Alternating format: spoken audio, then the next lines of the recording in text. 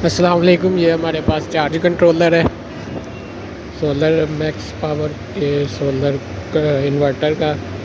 तो हम इसका आज 12 और 24 वाला डिफरेंस निकालेंगे। अगर 12 का है तो उसे 24 कैसे करना, अगर 24 का है तो उसे 12 कैसे करना। ये जो हमारे सामने पड़ा है इन्वर्टर, जिसके ऊपर 12 वोल्ट ओके लिखा है, ये बेसिकली 12 वोल्ट का है।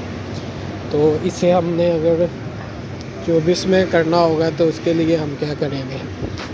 तो हम वीडियो की तरफ चलते हैं। इनमें कौन कौन से ऐसे कंपोनेंट हैं जो हमारे 12 और 24 कंट्रोलर बनने में मदद देते हैं। ये जो सामने पड़ा है ये 12 वोल्ट का है और इसका है ऑप्टो कपलर है, कुछ रजिस्टर्स हैं वो हम चेंज करके इसे 24 वोल्ट में कर देंगे। ये सारा कुछ मैं आपको बताते जाऊँ। इसके नीचे वाली साइड पे एक ऑप्टो कपलर लगता है, उसके साथ ही एक रजिस्टर लगती है। वो भी हमारी, मैं आपको वैल्यू पूरी ड्राइंग बताऊंगा उसकी। और उसके बाद ऊपर मेन साइड पे जो है वो ट्रांजिस्टर लगते हैं, वो भी बताऊंगा मैं आपको। उसकी भी सारी ड्राइंग जो है वो पूरी तरह मैं आपको बता दूंगा।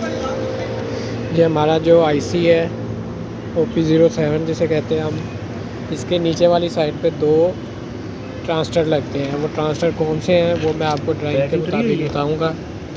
ड्राइंग बनाई हुई है, वो आपको मैं वीडियो में शेयर करूंगा आपके साथ। ये ऑप्टो कपलर है जो हमारा चेंज होता है, इसके साथ रजिस्टर्स लगती हैं और एक रजिस्टर हमें मेन आईसी के थोड़ा सा नीचे 849 जो है वो निकालनी पड़ती है।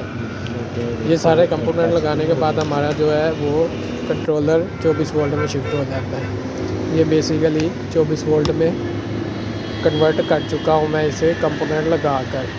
कंपोनेंट कौन से लगाए हैं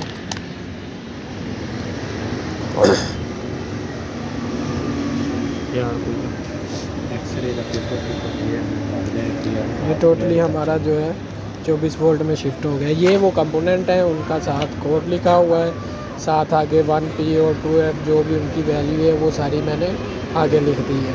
ये हमारे छोटे से वो 24 वोल्ट करने के लिए कंपोनेंट चेंज होते हैं। वीडियो अच्छी लगे लाइक और कमेंट ज़रूर कीजिए।